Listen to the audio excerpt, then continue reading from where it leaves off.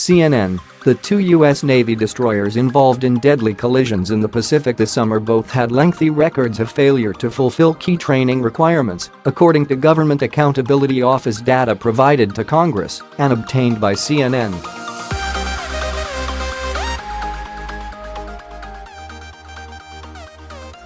The USS Fitzgerald had expired training certification for 10 out of 10 key warfare mission areas in June, and the USS John S.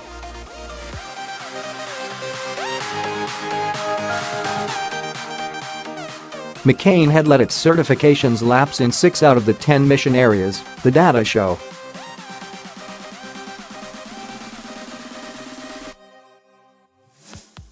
The dismal training record for the two ships sheds new light on one factor that may have contributed to the two collisions with commercial ships in June and August, which killed 17 sailors.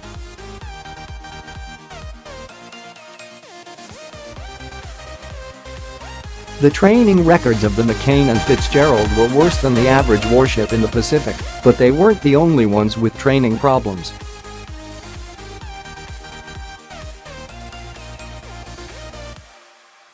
GAO testimony released last week revealed that expired training certifications for the Navy's 11 cruisers and destroyers based in Japan had skyrocketed fivefold from 7% in January 2015 to 37% in June.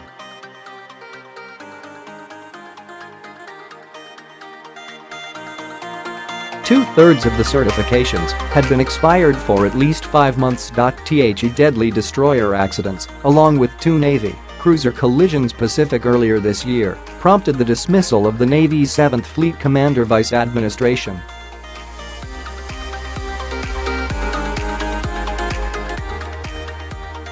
Joseph Ercoin, as well as multiple reviews of the way the Navy trains, maintains and deploys its fleet that's stretched thin.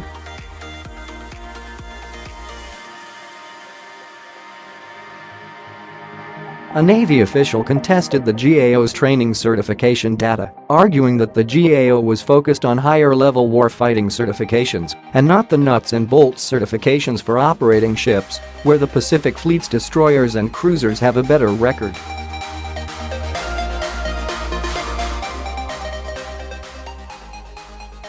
There are 22 certifications required for each ship, and the GAO only reported on half, the official noted, though they declined to provide the full training records for the USS Fitzgerald and USS McCain, citing the ongoing investigations into the collisions.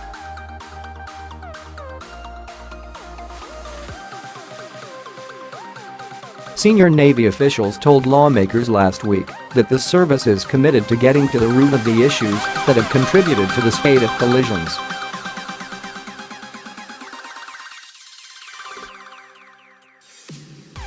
"We asked the sailors to do an awful lot, and perhaps we've asked them to do too much," Vice Chief of Naval Operations Administration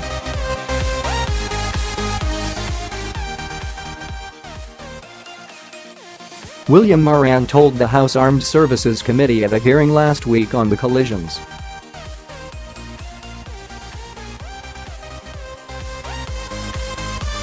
"That's what the comprehensive review will look at." Moran told lawmakers he had made a wrong assumption that forced forward-deployed naval forces in Japan were the most proficient and well-trained because they were operating all the time.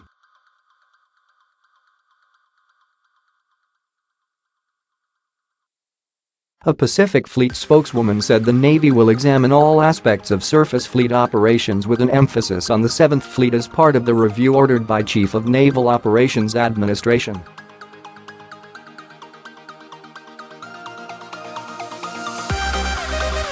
John Richardson. This will include, but not be limited to, looking at operational tempo, trends in personnel, material, maintenance and equipment.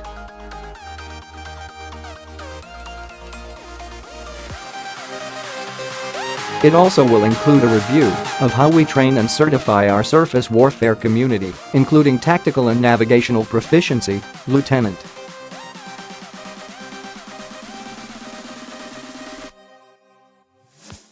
Commander Nicole Schwegman said in a statement, "It would be premature to comment on any one part of the investigation before it is complete."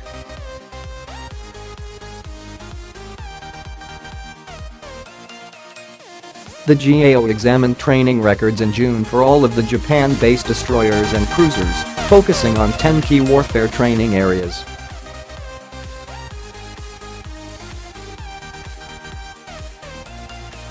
They included air warfare, ballistic missile defense, electronic warfare, fire support, cruise missiles and more.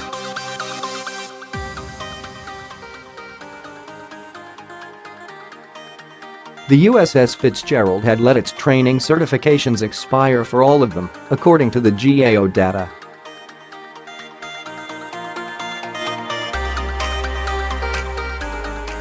The USS McCain's training record was better than the USS Fitzgerald, but the ship was still overdue on a majority of its training certifications.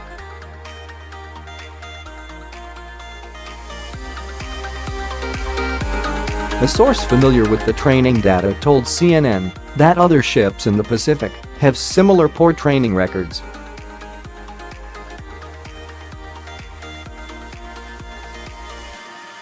John Pendleton, the GAO's Director of Defense Force Structure and Readiness Issues, testified last week that 8 of the 11 destroyers and cruisers in the Pacific, or 73%, had expired training certifications for seamanship and undersea warfare, and 64% had cruise missile and surface warfare certifications that had expired.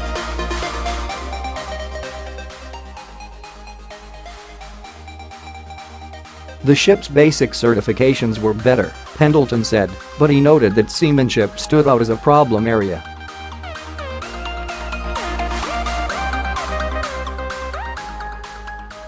Moran said that when a ship's certifications expire, the vessel's commanding officer is required to put a plan in place to mitigate risk that must be approved up the chain of command.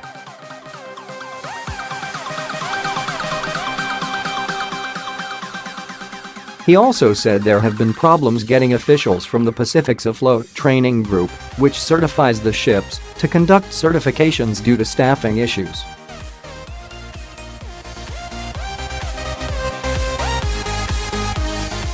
We have allowed our standards of the numbers of certifications to drop as the number of certification waivers have grown, Moran said. While not against the rules, they are below the standard that we should accept.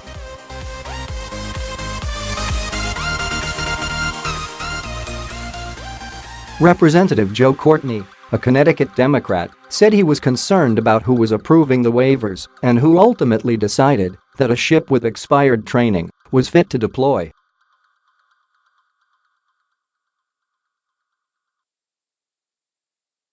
The certification process, which covers key competencies in seamanship, surface warfare, ballistic missile defense to name just a few, needs to be reviewed and approved by an accountable decision-maker, he said.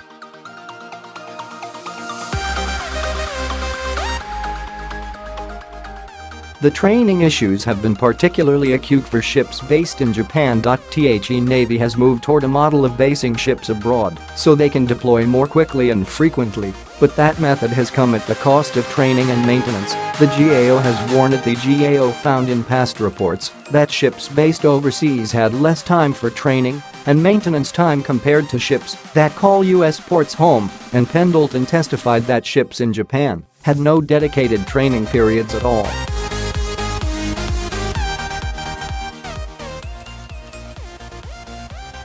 Their aggressive deployment schedule gave the Navy more presence, it's true. But it came at a cost, including detrimental effects on ship readiness, Pendleton said.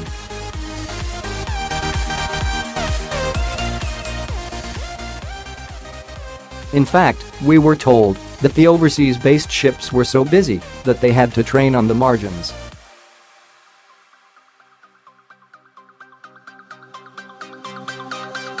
Term I'd not heard before.